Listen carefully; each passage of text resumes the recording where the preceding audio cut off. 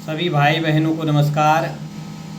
मैं आज आपको संकष्टहर चतुर्थी यानी गणेश चतुर्थी की व्रत कथा सुनाना चाहता हूँ। कथा इस प्रकार है। पौराणिक एवं प्रचलित कथा के अनुसार एक बार देवता कई विपदाओं में घिरे हुए थे। तब वह मदद मांगने के लिए भगवान शिव जी के पास पहुँचे। उस समय शिव जी के साथ कार्तिकेय तथा गणेश जी भी बैठे थे। देवताओं की बात सुनकर शिव जी ने कार्तिकेय और गणेश जी से पूछा कि तुम में से कौन देवताओं के कष्टों का निवारण कर सकता है।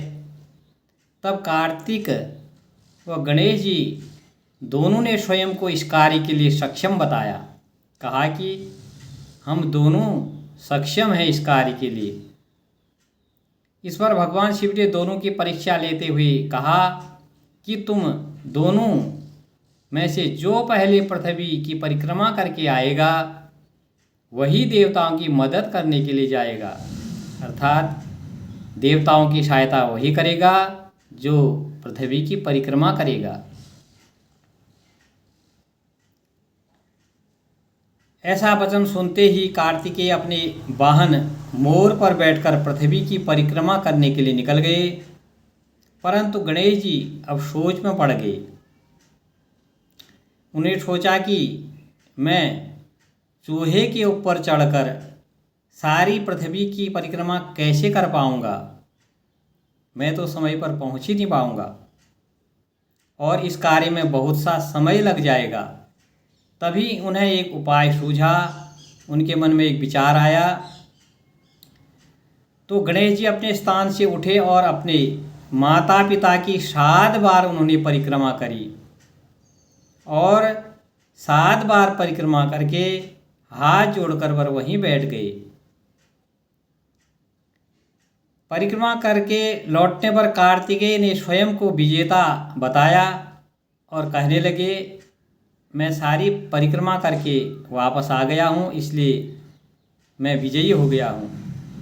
तब शिवजी ने श्री गणेश से पृथ्वी की परिक्रमा न करने का कारण पूछा।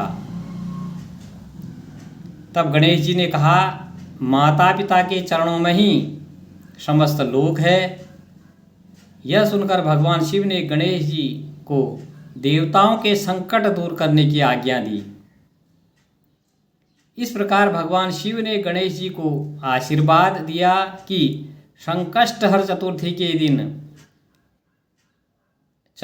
के दिन जो तुम्हारा पूजन करेगा और रात्रि में चंद्रमा को अर्घ्य देगा, उसके तीनों ताप दैहिक, दैविक तथा भौतिक ताप दूर हो जाएंगे।